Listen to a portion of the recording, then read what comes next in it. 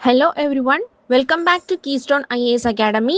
Today we are going to see December 29, 2025, The Hindu newspaper important topics kana analysis.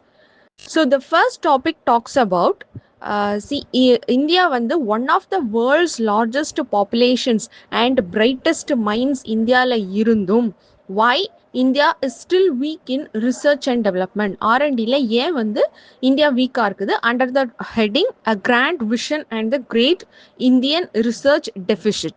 So second, India Iran relations பத்தி பார்க்க போறோம், which is not just diplomatic, we have very civilizational and strategic relationship. So அதை பத்தி linked civilizations a modern strategic partnership அப்படிங்கிற topic இல்ல second. So third topic, which is very simple, what are rare earth elements and why is everyone looking for them. Okay, so let's see the articles one by one. The first article is related to R&D deficit. அதாவது research and development வந்து இந்தியாவில் பற்றாக்குறையாக இருக்குது. இந்தியாவில் வந்து research and டெவலப்மெண்ட்டோட அந்த sector அந்த area வந்து அந்த அளவுக்கு டெவலப் ஆகலை. ஸோ அதோட வே ஃபார்வர்ட் என்ன, வாட் ஆர் த சேலஞ்சஸ் அப்படிங்கிறது தான் இந்த ஆர்டிக்கிளில் டிஸ்கஸ் பண்ண போகிறோம்.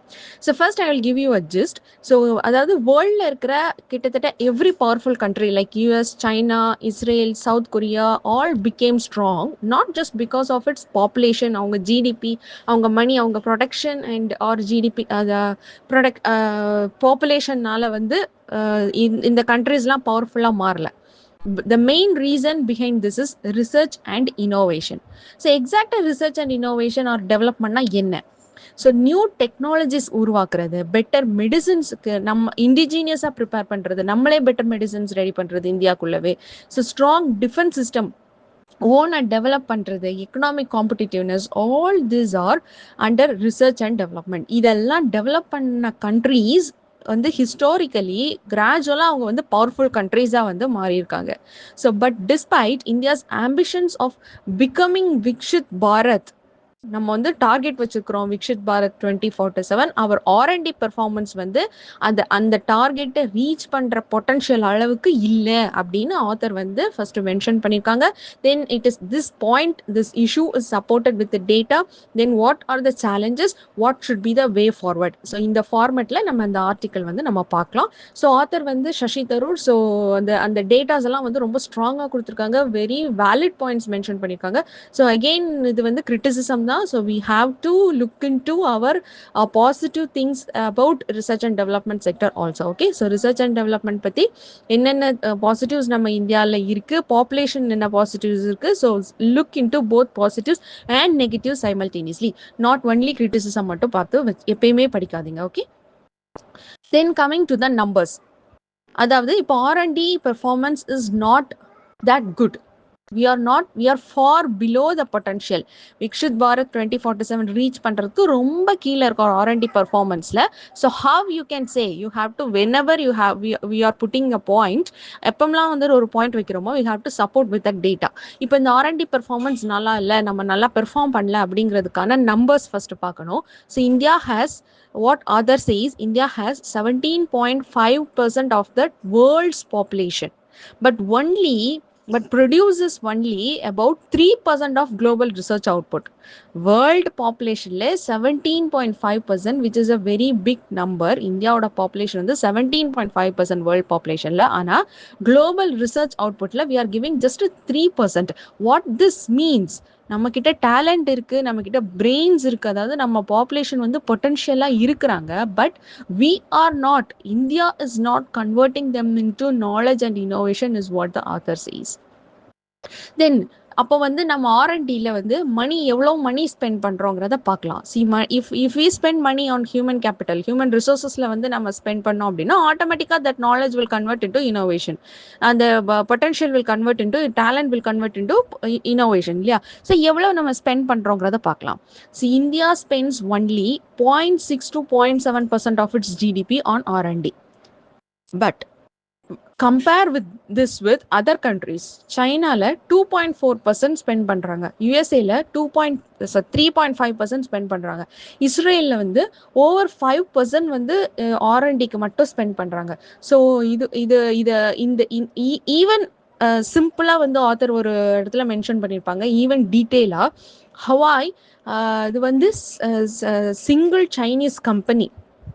ஓகே, இந்த ஹவாய் வந்து single Chinese company which spend more on R&D in 1 year. அந்த கம்பெனி, சைனாவுடைய ஒரு கம்பெனி R&Dல ஒரு வருஷத்துக்கு ஸ்பெண்ட் பண்ணுறது ஓவராலாக வந்து இந்தியாவோட entire public and private sector combine பண்ணி பார்க்குற நம்பர்ஸ் வரைக்கும் வெரி பிக். இந்தியா வந்து எவ்வளோ பப்ளிக் செக்டர் எவ்வளோ ஸ்பெண்ட் பண்ணுறாங்க, just 0.6 to 0.7% of GDP. Private sector spend பண்ணுறது ஒரு லெவல். ஸோ இந்த ரெண்டையும் கம்பைன் பண்ணி பார்த்தா கூட சைனாவில் இருக்கிற ஒரே ஒரு கம்பெனி R&Dக்கு ஸ்பெண்ட் பண்ணுறத வரைக்கும் கம்மி. ஸோ ஓவரால் இந்தியா, ஆனால் பாப்புலேஷன் எவ்வளோ 17.5% இருக்குது நம்மக்கிட்ட. ஸோ ஜிடிபி நம்ம ப்ரொடக்ஷன் நம்ம இன்க்ரீஸ் பண்ணிகிட்ருக்கோம், நல்ல லெவலில் கொண்டு போயிட்டுருக்குறோம். ஸோ அதுலேருந்து எகெயின் திருப்பி நம்ம ஸ்பெண்ட் பண்ணுறது ரொம்ப கம்மியாக இருக்குது அப்படின்னு ஆத்தர் வந்து இந்த கிரிட்டிசிசம்க்கு, இந்த நெகட்டிவ் பாயிண்ட்ஸ் மென்ஷன் பண்ணதுக்கு he supported with the data. Okay, with comparative data also, other கண்ட்ரியை கம்பேர் பண்ணியும் டேட்டா வந்து மென்ஷன் பண்ணியிருக்காங்க. Now we have seen the issue, then we have supported with data. Now coming to what are the reasons, what could be the reasons and government என்னெல்லாம் பண்ணுது, and then finally we have to look into the way forward. Then what are the reason மேஜராக பார்த்தா, week private sector participation. இப்போ advanced எக்கனாமிஸ்லாம் எடுத்துக்கிட்டோம்னா private companies தான் வந்து R&D வந்து lead பண்ணவே பண்ணுவாங்க. பிகாஸ் ஆல்வேஸ் நம்ம பார்த்தோம், நேத்திய இதில் கூட மெடிக்கல் ஹெல்த் கேரில் வந்து ப்ரைவேட் வந்து பப்ளிக் ப்ரைவேட் பார்ட்னர்ஷிப்பில் வந்து ஸ்பெண்ட் பண்ண போகிறாங்க, அந்த மாடலில் ஒர்க் பண்ண போகிறாங்கன்னு நம்ம பார்த்தோம் இல்லையா. Why? Because the major reason is private can invest. Government கிட்ட ஃபைனான்ஷியலி சப்போர்ட் இல்லாத பட்சத்தில் ப்ரைவேட் செக்டர் கேன் இன்வெஸ்ட். அப்போ government can give the land. So ரெண்டுமே கோஆர்டினேட் ஆகும்போது ஒரு நல்ல ரிசல்ட் நம்மளுக்கு கிடைக்கும். ஸோ இதே மாதிரி தான் R&Dல வந்து ப்ரைவேட் கம்பெனிஸ் தான் வந்து பெரும்பாலான அட்வான்ஸ்ட் எக்கனாமிஸ் லீட் பண்ணுறாங்க, கவர்மெண்ட் வந்து இதை சப்போர்ட் பண்ணுறாங்க. பட் இந்தியாவில் opposite is happening. How you can say about 63% of R&D funding வந்து கவர்மெண்ட் கிட்டேருந்து வருது, ப்ரைவேட் இண்டஸ்ட்ரி வந்து ஒன்லி 36% தான் வந்து R&Dக்கு ஸ்பெண்ட் பண்ணுறாங்க. ஸோ என்ன ரீசன் இருக்க முடியும்? ஏன் ப்ரைவேட் செக்டார் வந்து 36% தான் ஸ்பெண்ட் பண்ணுறாங்க? பிகாஸ் ப்ரைவேட்னால இன்வெஸ்ட் பண்ண முடியும். பட் ஏன் வந்து அதை வந்து ஒரு ப்ரைவேட் கம்பெனி வந்து ஏன் வந்து R&D வந்து ப்ரிஃபர் பண்ணலை, ஈவன் தோ R&Dலேருந்து நல்ல ரிசல்ட் வரும்னு தெரிஞ்சும் why the situation is prevailing அப்படிங்கிறதுக்கு ஆத்தர் வந்து நல்ல வேலிட் பாயிண்ட்ஸ் மென்ஷன் பண்ணியிருக்காங்க. So what is that? First point is Indian companies prefer importing or licensing technology rather than focusing on innovation. நாமளே innovate பண்ணுறத விடைக்கும் ரொம்ப ஈஸியான சிஸ்டம் என்ன? இம்போர்ட் பண்ணிடுறது. ஸோ இம்போர்ட்டிங் ஆர் லைசன்சிங், ஏதாவது அதர் டெக்னாலஜிஸை லைசன்ஸ் மட்டும் பர்ச்சேஸ் பண்ணி நம்ம யூஸ் பண்ணிக்கிறது ஆர் இம்போர்ட் பண்ணுறது, இதைத்தான் வந்து ப்ரிஃபர் பண்ணுறாங்க. பிகாஸ் டு அவாய்ட் ரிஸ்க் எடுக்கிறதுக்கு தயாராக இல்லை. They focus on short term profit instead of long term innovation பண்ணால் R&Dக்கு definitely it will take time. So அந்த டைம் ஸ்பெண்ட் பண்ணுறதுக்கு பதிலாக ஷார்ட் டேர்மில் என்ன ப்ராஃபிட் கிடைக்குமோ அதை வந்து ப்ரிஃபர் பண்ணுறாங்க. ஸோ இதனால இனோவேஷன்ஸ் அண்ட் R&Dல ப்ரைவேட் செக்டர் ஸ்பெண்ட் பண்ணுறது ரொம்ப குறைவான அளவில் இருக்குது. This is one reason. Second is academia industry disconnect. அதாவது India produces lakhs of engineers and PhDs every year. இதில் டவுட்டே கிடையாது. We are very good educated people இல்லையா. ஸோ வி ஆர் இன்ஜினியர்ஸும் PhDஸும் நிறைய பேர் இருக்கிறாங்க. But universities do research that stays on paper. Companies do not approach universities for solutions. இங்கே ஒரு டிஸ்கனெக்ட் இருக்குது.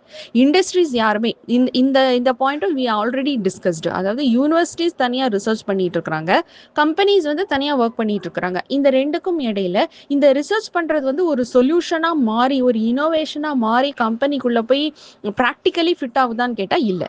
பட் இந்த US companies fund university research, students work on real world problems. So ideas வந்து லேப்லேருந்து மார்க்கெட்டுக்கு யூஎஸில் போகிறதுக்கான வாய்ப்பு இருக்குது. இதுக்கு மெயின் ரீசன் கம்பெனி தான் யூனிவர்சிட்டி ரிசர்ச்சுக்கு ஸ்பெண்டே பண்ணுறாங்க. So automatically that result will go to the market. இந்தியாவில் that bridge is very weak. So as a research வந்து அந்த அளவுக்கு இல்லை, அந்த அளவுக்கு நடக்கலை. ஸோ அது ஒரு வேலிட் பாயிண்ட் கொடுத்துருப்பாங்க. Research dies in the valley of death between discovery and commercial use அப்படிங்கிற மாதிரி ஒரு பாயிண்ட் கொடுத்துருப்பாங்க. Then the third reason is brain drain and bureaucracy. So what is the another issue? Brain drain. What is this brain drain? So many of the India's best researchers வந்து move abroad. They get better labs, the better fundings, better salaries. So இங்க அந்த அளவுக்கு opportunities இல்லாத பட்சத்துல best minds are moving to other countries. Okay. So இங்கே facilities வந்து புவராக இருக்கிற பட்சத்தில் எல்லாரும் வெளியில் போய் பண்ணுறாங்க. ஆல்சோ கவர்மெண்ட் ஃபண்டிங் ரொம்ப slow, bureaucratic, corrupted, then unpredictable, all these things are there. So இங்கே வந்து அந்த அளவுக்கு ஸ்டேபிளான ஒரு ரிசர்ச் ஃபண்டிங்கோ இல்லை ஒரு நல்ல ஒரு ஒரு ஒரு நீட்டான ஒரு சிஸ்டம், ஒரு ஸ்பீடான ஒரு சிஸ்டம் வந்து இங்கே இல்லை இந்தியன் கவர்மெண்ட்டில். So research cannot survive on delayed grants. So இது major reason. Coming to the last point, இதெல்லாம் challenges, இதெல்லாம் reasons you can say why India is weak in R&D. Now what should India do? Way forward also mentioned in the article. Please take down the points. So India must increase R&D spending to at least 2% of GDP. So yesterday நம்ம பார்த்தோம் health care வந்து already 2% of GDP பண்ணிட்டு இருக்காங்க. அதுக்கு target வந்து 2.5% of GDP வச்சிருக்காங்க. So ஆர்என்டியில் வந்து very less 0.6 to 0.7% தான் வச்சிருக்கிறோம். ஸோ அதை வந்து ஆத்தர் வந்து at least increase the R&D spending to at least 2% of GDP ன்னு மென்ஷன் பண்ணுறாங்க. Then encourage private companies with the tax benefits. So டேக்ஸில் பெனிஃபிட் கொடுத்து ஆர்என்டியில் வந்து அவங்க ஸ்பெண்ட் பண்ணுறதுக்கு ப்ரைவேட் கம்பெனிஸை என்கரேஜ் பண்ணணும் அப்படின்னு மென்ஷன் பண்ணியிருக்காங்க. Then focus on mission mode research in semiconductors, AI, quantum computing, green energy, etc. Then reform universities into research hubs. Then create strong intellectual property culture. So without this, Vikshit Bharat will remain a slogan, not become a reality. அப்படின்னு author வந்து very negative or you can say இது வந்து நம்மளுடைய criticised points. இந்த author இந்த article ஃபுல்லாக வச்சுருக்கிறது எல்லாமே வந்து criticisms plus way forward. So we have to look into what is the good things we happened in R and D sector, then criticisms, then way forward. So இந்த ஃபார்மேட்டில் தான் நம்ம பார்க்கணும். ஸோ இந்த ஆர்டிக்கிள்லேருந்து நீங்கள் எடுத்துக்க வேண்டியது ஆர்என்டியில் இருக்கக்கூடிய issue, why India is weak in R and D, what is the data support that, then how other countries are performing in that. Also one recent report வந்தது World Intellectual Property Organization லேருந்து. World Intellectual Property Organization released the Global Innovation Index 2025. அதில் நம்ம 2020ல 48வது பிளேஸில் இருந்தோம். இப்போ we climbed to 38th position. Which are என்ன, இதெல்லாம் என்ன positive things. அதாவது வேர்ல்டு இன்டெலெக்சுவல் ப்ராப்பர்ட்டி ஆர்கனைசேஷன் விப்போவுடைய குளோபல் இனோவேஷன் இண்டெக்ஸில் பத்து கண்ட்ரிஸ் நம்ம முன்னால் போயிருக்கோம். Which is these are very good things. We are moving forward in R and D. But what are still the challenges are what are still the criticisms remaining that we have to see. Funding is the issue. Then another problem, weak academia link, brain drain, delays. So all these are very reasons. Then we have to finally look into way forward. So this is the major thing. Okay. Also government has a good initiative also, which is 1 lakh crore research development and innovation fund. But what these are very good in paper. So coming to the implementation, India is very poor. That one point add பண்ணிக்கோங்க. Okay. Then coming to the practice question. Despite being one of the world's largest economies, India's investment and output in research and development remain modest. Critically examine the structural, institutional, and policy-related challenges hindering India's R&D ecosystem. Suggest measures to strengthen industry-academia collaboration and enhance India's global innovation competitiveness. The next article is related to India-Iran relationship, and the article was written by யார் எழுதியிருக்காங்கன்னா Iran's ambassador to India. And whenever you took a relationship, இந்த India கூட any country, என்ன country வேணாலும் எடுத்துக்கிட்டாலும் you have to look into the fixed format. அந்த relationship historically எப்படி இருந்துச்சு, geographically வந்து என்ன கனெக்ஷனில் இருக்கிறோம், நம்ம என்ன சி வந்து பார்டர் பண்ணுது, என்ன ஓஷன் இருக்குது அதை சுற்றி. Then coming to the sector, defence sector, education, technology, maritime sector, then R and D or universities ஏதாவது இங்கே நம்ம டைப் பண்ணுறோமா, ஹெல்த்தில் எப்படி இருக்கிறாங்க, then mobility between two countries. Then இந்த மாதிரி ஒரு ஒரு செட் ஆஃப் செக்டார்ஸ் அப்படி லிஸ்ட் அவுட் பண்ணி ஒரு செக்டார்லையும் எப்படி இருக்குது அப்படிங்கிறத பார்த்துக்கணும். ஸ்பெசிஃபிக்காக சில கண்ட்ரிஸ் கூட ஸ்பெசிஃபிக் செக்டார்ஸ் வந்து ஸ்பெசிஃபிக்காக வந்து இப்போது லெட்ஸே ரஷ்யாவில் வந்து டிஃபென்ஸ் வந்து ரொம்ப நல்லாயிருக்கும். இப்போ அந்த டிஃபென்ஸ்லேருந்து வெளியில் நம்ம அதர் செக்டார்ஸில் வந்து நம்ம ஃபோக்கஸ் பண்ணுறோம் டைவர்சிஃபை பண்ணுறதுக்காக. ஸோ இந்த மாதிரி ஸ்பெசிஃபிக்காக சில கண்ட்ரிஸ்க்கு இருக்கும். பட் எல்லா செக்டார் வைஸ் நம்ம என்னென்ன கோஆப்ரேஷன் வந்து ஒரு கண்ட்ரி கூட வச்சுருக்கோங்கிறத பார்த்தாலே that relationship will complete. So இப்போ இந்த ஈரானுடைய ரிலேஷன்ஷிப் பார்க்க வேண்டிய நேரத்தில் ஏன் இருக்கிறோன்னா, வி வந்து 75 years of India Iran diplomatic relations this year. So we have to look into this relationship. So இந்த ஆர்டிக்கிளில் என்ன ஆங்கிளில் சொல்லியிருப்பாங்க அப்படின்னா, இந்தியா ஈரான் வந்து not only the modern connections, அதாவது இந்த செக்டார் வைஸ் கனெக்ஷன்ஸோ இல்லை இது வந்து like what you can say the sector wise connections, energy the infrastructure, Chabahar port, INSTC, the connections in the connections mattum kadayadu. Actually in the modern India oda connections mattum kadayadu, we have a very good civilizational connection also. Okay, அதாவது India Iran இந்த ரெண்டுமே வந்து ரெண்டு கண்ட்ரீஸ்மே வந்து we are not just neighbors in geopolitics. இந்த ஜியோபாலிட்டிக்ஸ் தான் நம்ம sector wise எனர்ஜியில் என்ன, இன்ஃப்ராஸ்ட்ரக்சர் என்ன, டிஃபென்ஸில் என்ன பார்க்க போகிறோம். ஸோ அந்த ஜியோபாலிட்டிக்ஸில் மட்டும் இந்த மாடர்ன் செக்டார்ஸில் மட்டும் இல்லை, we are not just neighbours in that, we are linked by civilization. Okay, so India and Iran are linked by civilization. So இந்த ஆங்கிளில் தான் வந்து ஆத்தர் வந்து ஃபுல்லாகவே மென்ஷன் பண்ணியிருப்பாங்க. அண்ட் இந்த ஹிஸ்டாரிக்கல் ரிலேஷன்ஷிப், அந்த சிவிலைசேஷன் ரிலேஷன்ஷிப் வந்து இந்தியாவுக்கும் ஈரானுக்கும் நம்ம ஆல்ரெடி ஹிஸ்ட்ரியில் படிச்சிருக்கிறோம். ஸோ அதையும் வந்து நம்ம இதில் ஆட் பண்ணிக்கணும். So thousands of years ago Indo-Aryan people shared language, culture and beliefs. Rigveda and Avastha show deep similarities. So எப்பயுமே ஏன்ஷியன்ட் ஹிஸ்ட்ரி, மிடிவல் ஹிஸ்ட்ரியில் Iran played a big role. Okay, so இந்த லிங்க்ஸை நம்ம இந்த ஹிஸ்டாரிக்கல் ரிலேஷன்ஷிப் எழுதும்போது இந்த பாயிண்ட்ஸை நம்ம ஆட் பண்ணிக்கணும். Okay, then for centuries Persian language flourished in India. இதுவும் நம்ம ஹிஸ்ட்ரியில் படிச்சிருக்கிறோம். So Persian arts, Persian administration, poetry, இது எல்லாமே வந்து India and Iran is linked by civilisation அப்படிங்கிறத குறிக்குது. Okay, then poets like Bedil Dalawi represent this shared cultural soul. So this relationship is not just temporary, we have a very historic relationship. Okay, then why this relationship matters today. So modern sector la irukra relationship paakalam. We are driven by strategy and economics. First, energy security. India is a fast growing economy, it needs oil and gas. So Iran has vast energy resource. So Iran வந்து இந்தியாவுடைய energy நீட்ஸோடைய partner. Okay, next coming to connectivity and trade. The most important project என்ன? Chabahar board. இது already யூபிஎஸ்சியில் கேட்ட ஒரு question. Okay, சாபகர் board ஏன் அது ரொம்ப நம்மளுக்கு இம்பார்ட்டன்ட்? சரி, நீங்கள் இங்கே மேப்பில் பார்த்தீங்கன்னா தெரியும். நம்ம வந்து ஆப்கானிஸ்தான் கூட ட்ரேட் பண்ணுறதுக்கு வி கேன் பைபாஸ் பாகிஸ்தான். அதாவது இந்தியாவிலேருந்து மும்பைலேருந்து நேராக சாபகர் போர்ட் வந்து அங்கேருந்து ஆப்கானிஸ்தான் கூட ட்ரேட் பண்ணலாம். ஸோ வி கேன் பைபாஸ் பாகிஸ்தானோட குவாதர் போர்ட் வழி தான் ஆப்கானிஸ்தான் போகணுங்கிற கட்டாயம் இல்லை. ஸோ சாபகர் போர்ட் வந்து இந்த இதை வந்து ட்ரேடை வந்து இன்க்ரீஸ் பண்ணும். திஸ் இஸ் ஒன் கனெக்டிவிட்டியில் Chabahar port plays a major role. Then connected to this another topic வந்து என்ன? International north south transport corridor. இது என்ன பண்ணுது? which connects India to Russia and Europe via Iran. Okay, so cheaper and shorter and cheaper route than the Suez Canal route. Okay, so இங்கேயும் map கொடுத்துருக்குறேன் நான். So what exactly this international north south corridor is doing? Actually it is connecting India to Russia and Europe. Okay, connecting India to Russia and Europe.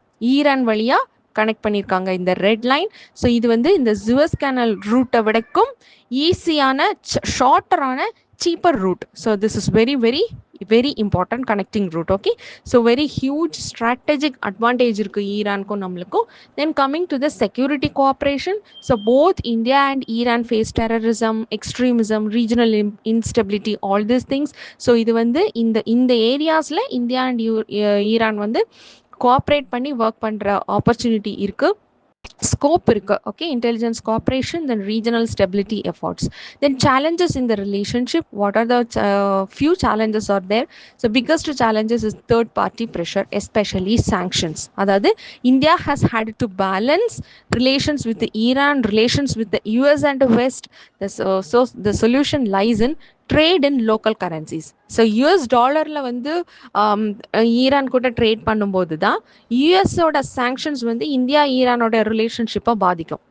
India ஈரானுக்கும் இருக்கக்கூடிய ட்ரேடை வந்து எப்போ பாதிக்கும் அப்படின்னா, US டாலரில் ட்ரேட் பண்ணும்போது டாலரில் என்னென்ன சாங்ஷன்ஸ்லாம் வந்து யூஎஸ் பண்ணுதோ அதெல்லாம் வந்து இந்தியா ஈரான் ட்ரேடை வந்து பாதிக்கும். அப்போ இதோட சொல்யூஷன்ஸ் எங்கே இருக்குன்னா, ட்ரேட் இன் லோக்கல் கரன்சிஸ். இது ஆல்ரெடி நம்ம வந்து ஒர்க் பண்ணிட்டு இருக்கிறோம். ரஷ்யா கூட ஒர்க் பண்ணிட்டு இருக்கிறோம். நிறைய கண்ட்ரிஸ் கூட நம்ம வந்து நம்மளோட லோக்கல் கரன்சிஸில், அவங்களோட லோக்கல் கரன்சிஸில், அந்த கண்ட்ரியோட லோக்கல் கரன்சிஸ்லேயே ட்ரேட் பண்ணோம். டாலர் வந்து பண்ணாமல் லோக்கல் கரன்சிஸில் ட்ரேட் பண்ணுறதுக்கு வி ஆர் ஒர்க்கிங் இல்லையா? So that is one of the solution. Then flexible financial mechanisms, diversifying cooperation beyond oil. So ஆயிலில் வந்து இந்தியா ஈரானுக்கு வந்து நல்ல ஒரு கனெக்ஷன் இருக்குது. ஸோ ஆயிலை தாண்டி அதர் செக்டார்ஸ்லையும் வந்து கோஆப்ரேட் பண்ணோம்.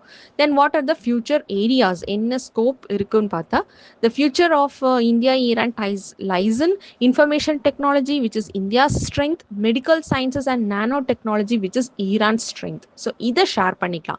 So IT, we are providing services, so that is our strength. Then Iran வந்து medical sciences and nanotechnology Iranல ரொம்ப strength-ஆ இருக்கும். So அதை வந்து India யூஸ் பண்ணிக்கணும். So knowledge based industries. So this can turn the relationship from oil based to innovation based அப்படின்னு ஓவராலாக the author வந்து mention பண்ணியிருக்காங்க. So this one article is more than enough for looking in to India Iran relationship. So இது அப்படியே வந்து short பாயிண்ட்ஸாக ஒரு 1 page நோட்ஸாக எடுத்து வச்சுக்கோங்க. So India Iran historically what are the ties we had, Persian language, Persian art, Persian language, then Rigveda and Avastha உடைய similarities என்னென்னு ஒரு எக்ஸாம்பிள் பாயிண்ட்ஸ் எடுத்து வச்சுக்கோங்க. Then Indo Aryan peoples, so all these are historical connection. சிவிலைசேஷன்லேயே வந்து India ஈரானுக்கு நிறைய connections இருக்குது. அதர் தேன் திஸ் ஹிஸ்ட்ரியில் எங்கெங்கே ஈரான் வருமோ அந்த பாயிண்ட்ஸ் எல்லாம் எடுத்து இதில் நோட் பண்ணி வச்சுக்கோங்க. Then people who have travelled to India, ஈரான்லேருந்து ட்ராவல் பண்ணி வந்தவங்க, இங்கே வந்து ஸ்ப்ரெட் பண்ணி வந்தவங்க, அந்த இம்பார்ட்டன்ட் பர்சனாலிட்டிஸோட நேம் வந்து கலெக்ட் பண்ணிக்கோங்க. ஸோ அவங்களுடைய சிக்னிஃபிகன்ஸ் கலெக்ட் பண்ணிக்கோங்க. So that this is historically. Then geographically ஜியோபாலிட்டிக்ஸில் வந்து கனெக்டிவிட்டி வந்து இந்தியா ஈரான் வந்து ஸ்ட்ராட்டஜிக் அட்வான்டேஜான பொசிஷனில் இருக்குது இந்தியாவுக்கு. Because it can connect to Afghanistan via Chabahar port and it can connect to Russia and Europe via international north south transport corridor. So இது ரெண்டுலையும் நம்ம ஒர்க் பண்ணிட்டு இருக்கிறோம். This is very important. Then other scope எந்தெந்த செக்டார்ஸில் இருக்குது, ஸோ எந்தெந்த செக்டார்ஸில் வந்து நம்ம வந்து ஒர்க் பண்ணலாம். ஸோ ஆயிலில் இப்போ என்ன பெர்ஃபார்மன்ஸ் பண்ணிட்டு இருக்கிறோம், இனி என்ன வந்து அப்கிரேட் பண்ணலாம், தென் டைவர்சிஃபை த செக்டர்ஸ். ஸோ இதெல்லாம் நம்ம பார்த்து வச்சுக்கிட்டோம்னா, தென் செக்டார் வைஸ் பார்த்து வச்சுக்கணும். டிஃபென்ஸில் என்ன, மெரிடைம் செக்டாரில் என்ன, தென் ஆர்என்டியில் என்ன பண்ணிட்டு இருக்கிறோம், எஜுகேஷனில் என்ன பண்ணிட்டு இருக்கிறோம், மொபிலிட்டி இந்தியா அண்ட் ஈரானுக்கும் எப்படி இருக்குது, பீப்புள் மூவ் பண்ணி ஒர்க் பண்ண போகிறது, படிக்க போகிறது, ஈரான்லேருந்து இந்தியாவுக்கு வர்றது, ஸோ அந்த மொபிலிட்டி என்ன இருக்குது. ஸோ இது எல்லாமே எல்லா செக்டார் வைஸ் அப்படியே ஒரு 5-6 செக்டார்ஸ் ஒரு 7-8 செக்டார்ஸ் எடுத்து வச்சுக்கோங்க. ரெகுலராக எல்லா பாயிண்ட்ஸ்க்கும் நீங்கள் அதவே நீங்கள் பார்த்துட்டு வந்துங்க. ஸோ 1 பேஜில் வந்து ஒரு நோட்ஸ் எடுத்து வச்சுக்கோங்க. That is more than enough. If suppose ஏதாவது நியூ ஆர்டிகல் வந்ததுன்னா, நியூ பாயிண்ட்ஸ் வந்ததுன்னா, you can add in the same points, same notes. Then 2017 Chabahar port வந்து டைரக்டாக ப்ரிலிமினரியில் கொஸ்டின் கேட்டிருக்காங்க. Okay, so what is the importance of developing Chabahar port in India? Obviously பார்த்தோம், Pakistan bypass பண்ணி Afghanistan reach பண்ணுறதுக்கு ஒரு வழிதான் என்ன, Chabahar port. So option is C. Coming to the practice question, balancing strategic autonomy with the geopolitical pressure has been the central challenge in India-Iran relations. Critically analyze this statement in light of evolving India-US relations, sanctions regimes, and West Asian power politics. The final article is related to rare earth elements, and what are these rare earth elements? நம்மளோட periodic table there is a group of 17 metallic elements is called rare earth elements. இதில் 15 lanthanides plus scandium and yttrium. So இந்த 17 மொத்தமாக இந்த 17 is called as rare earth elements. Why this is called as rare earth elements? இது already நம்ம discuss பண்ணிட்டு இருக்கிறோம். They are not actually rare, but what happened is these elements are found in low concentrations and mixed together. அதாவது ரொம்ப குறைவான அளவில் வந்து அதிகமாக அதர் மினரல்ஸ் கூட அதர் மெட்டீரியல்ஸ் கூட என்ன இருக்குன்னா மிக்ஸ் ஆகிருக்கு. ஸோ இதை செப்பரேட் பண்ணி ப்ராசஸ் பண்ணி எடுக்கிறது ரொம்ப கஷ்டம். ஸோ இந்த ப்ராசஸிங் ரொம்ப கஷ்டமானதுனால தான் இந்த 17 எலமெண்ட்ஸ்க்கும் வந்து மெட்டாலிக் எலமெண்ட்ஸ்க்கும் வந்து நேம் வந்து ரேர் எர்த் எலமெண்ட்ஸ்ன்னு வந்து நேம் வந்திருக்கு. Then why this is important, why this is so important. So mix process பண்ண செப்பரேட் பண்ண கஷ்டமாக இருந்தும், இந்த ப்ராசஸ் பண்ணி இந்த எலமெண்ட்ஸை எடுக்கிறது கஷ்டமாக இருந்தும், why we are spending on that அப்படின்னா, these rare earth elements are essential for electric vehicles, wind turbines, mobile phones, defense equipment, green energy technologies, almost all modern technologies. இல்லையா? அப்போ the most important use எக்ஸாக்டா என்னன்னு பார்த்தா permanent magnets. So what are these permanent magnets? இந்த rare earth elementsக்கு வந்து very strong magnetic property இருக்கு. So for example, neodymium magnets are used in EV motors. அது வந்து ரொம்ப small but very powerful and heat resistant. Okay, so without this rare earths, green transition is impossible னு சொல்றாங்க. Why green transition is impossible? Oil, diesel இதுலேருந்து நம்ம வந்து electric மோட்டார்ஸ்க்கு move ஆகிட்டு இருக்கிறோம். ஸோ எலக்ட்ரிக் மோட்டார்ஸ் மூவ் ஆகணும்னா இந்த எலக்ட்ரிக் வெஹிக்கிளோடைய மேஜர் பார்ட் வந்து இந்த permanent magnet, which is one of the rare earth element. அப்படிங்கிற பட்சத்தில் this rare earth element இந்த not only this electric vehicle மட்டும் கிடையாது, அதர் டிஃபென்ஸ் எக்யூப்மெண்ட்ஸில், மொபைல் ஃபோன்ஸில், ஸோ இது எல்லாத்துலேயுமே வந்து ஒரு green transition, அதாவது ரேடியேஷன் கம்மி பண்ணி க்ரீனராக நம்ம மூவ் ஆகுறதுக்கு இந்த ரேர் எர்த் எலமெண்ட்ஸ் வந்து ரொம்ப ரொம்ப ஹெல்ப் பண்ணும். So that's why it becomes very very important. Okay, so one example தான் வந்து neodymium magnets are used in EVs motors. Then coming to processing rare earths versus mining rare earth. ஏன் வந்து mining வந்து இந்த அளவுக்கு rare earth, அதாவது நம்ம ஒரு பூமியிலேருந்து ஒரு மினரல் நம்ம எடுக்கிறோம், ஒரு மெட்டல் நம்ம எடுக்கிறோம் அப்படின்னா அதை வந்து எப்படி நம்ம எடுப்போம்? மைன் பண்ணி தான் நம்ம எடுப்போம். ஸோ நிறைய மைனிங் ஒர்க்ஸ் நடக்கும். ஸோ அதுலேருந்து பூமியிலேருந்து இந்த மைனிங் ஒர்க் பண்ணி பூமியிலேருந்து தோண்டி தான் வந்து இந்த மெட்டல்ஸையும் மினரல்ஸையும் வந்து எடுத்துட்டு இருக்கிறாங்க. ஸோ இப்போ ரேர் எர்த் எலமெண்ட்ஸையும் நம்ம பூமியில தான் ப்ரெசென்ட் ஆகிருக்கு. ஸோ அங்கேருந்து தான் நம்ம எடுக்க போகிறோம். Why this rare earth element மட்டும் இவ்வளோ பெரிய சேலஞ்சாக இருக்குது? ஏன் வந்து அதை ஈஸியாக வந்து க்ரீன் டிரான்சிஷனுக்கு யூஸ் பண்ண முடியலன்னு பார்த்தா மைனிங் வெர்சஸ் ப்ராசஸிங்கான டிஃபரன்சஸ் நம்ம தெரிஞ்சிருக்கணும். மைனிங் ரேர் எர்த்ஸ் அது அந்த அளவுக்கு பெரிய சேலஞ்ச் இல்லை. பூமியிலேருந்து அந்த ரேர் எர்த்ஸை எடுக்கிறது வந்து பெரிய விஷயம் இல்லை. அது எடுத்ததுக்கு அப்புறமா அது மிக்ஸ் ஆகி இருக்கிற அந்த எலமெண்ட்ஸ்லேருந்து ரேர் எர்த் எலமெண்ட்ஸை மட்டும் பிரித்து ப்ராசஸ் பண்ணி செப்பரேட் பண்ணி எடுக்கிறதுல தான் பிக்கஸ்ட் சேலஞ்சஸே இருக்கு. இது ஆயில் மாதிரி அவ்வளோ ஈஸியான விஷயம் இல்லை. Compare to oil, rare earth elements of processing and separation is very very challenging and very expensive. Okay, so yeah, rare earth elements behave very similarly. Separating them requires hundreds of chemical steps there. This is very costly. Oil compare பண்ணும்போது rare earth elements உடைய processing and separation is very costly, polluting and energy intensive. Okay, then இந்த இடத்துல தான் இந்த processing பண்ணுற ஏரியாவில் தான் வந்து சைனா டாமினன்ட் பண்ணுறாங்க. ஹவ் சைனாவில் வந்து major resources of rare earth elements இருக்குது. அஃப்கோர்ஸ் அங்கே சைனாவில் நிறைய இருக்குது. பட் ஹவ் இந்த ரேர் எர்த் எலமெண்ட்ஸ் வச்சு எப்படி ஜியோ பொலிட்டிக்ஸ் மாறுதுன்னு கேட்டால், China controls over 90% of rare earth processing. அப்போ இந்த ப்ராசஸிங் எவ்வளோ டஃப்பான ஒரு எக்ஸ்பென்சிவான ஒரு செக்டர், ஒரு ரேர் எர்த் ப்ராசஸிங்கை வந்து 90% ஓன் பண்ணும்போது automatically China becomes dominant in this rare earth elements. Almost entire manufacturing வந்து எங்கே தான் நடந்துட்டு இருக்கு? சைனாவில் தான் நடந்துட்டு இருக்கு. Okay, even countries with reserves, இப்போ சைனால மட்டும்தான் வந்து ரேர் எர்த் எலமெண்ட்ஸ் இருக்கான்னு கேட்டால் இல்லை, நான் all over the world rare earths இருக்குது. பட் ப்ராசஸிங் பண்ணுற ஏரியாவில் வந்து டாமினன்ட் பண்ணுறது சைனா, பிகாஸ் 90% அந்த ப்ராசஸிங் ஓன் பண்ணுறாங்க. So rare earths have become a geopolitical weapon. இதை வச்சு சைனா வந்து அதர் கண்ட்ரீஸை ப்ளே பண்ணிட்டு இருக்காங்க. Then coming to what is India's position. India has significant reserves, coastal monazites and monazite சாண்ட்ஸில் இருக்குது. கோஸ்டல் சுற்றி இருக்கக்கூடிய மோனோசைட் சாண்ட்ஸு இந்தியாவில் ரேர் எர்த் எலிமெண்ட்ஸ் இருக்குது. But we have very weak processing capacity and we are highly dependent on இம்போர்ட்டை depend பண்ணி தான் இருக்கிறோம். ஸோ வே ஃபார்வர்ட் என்ன, செல்ஃப் ரிலையண்டாக இந்தியா ரேர் இதில் மாறணும், சைனாவோட இன்ஃப்ளூயன்ஸை கம்மி பண்ணணும் அப்படின்னா we must invest in processing, we must invest in refining rare earth elements. So அந்த ப்ராசஸிங்கில் இந்தியா இன்வெஸ்ட் பண்ணணும். Build magnet manufacturing, we have to manufacture, spend in manufacturing especially, ensure environmental safety. So all these things India has to do. Okay, so these are the today's topics. So I hope you all understand. So see you in the next class. Thank you.